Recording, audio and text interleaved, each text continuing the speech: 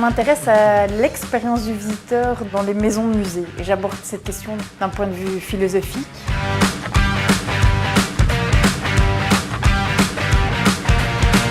Je veux essayer de dire en quoi l'expérience dans ces musées est différente, par exemple, que l'expérience que le visiteur peut vivre dans des plus grands musées.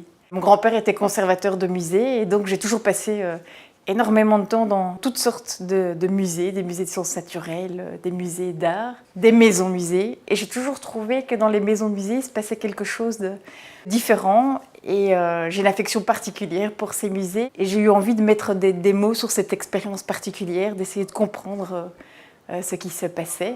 Et donc ma formation en philosophie me donne des outils conceptuels pour essayer d'aborder cette expérience. On ouvre beaucoup de nouveaux musées, des grands musées très impressionnants. Mais il existe toute une série de plus petits musées. Il est important de les préserver. Peut-être d'adapter aussi un petit peu la scénographie qu'il y a dans ces musées. Beaucoup de ces maisons-musées sont nées au 19e siècle et donc étaient, entre guillemets, adaptées à un public du 19e.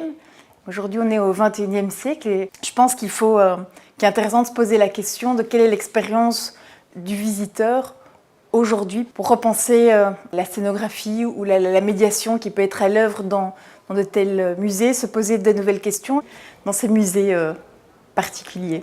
J'ai un parcours un peu particulier parce que la philosophie, en fait, c'est une reprise d'études.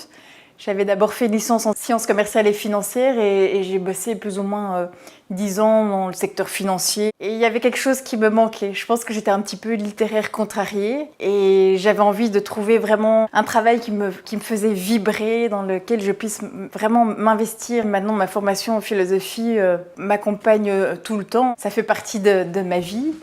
C'est vraiment une grande chance de pouvoir travailler dans quelque chose qui me passionne.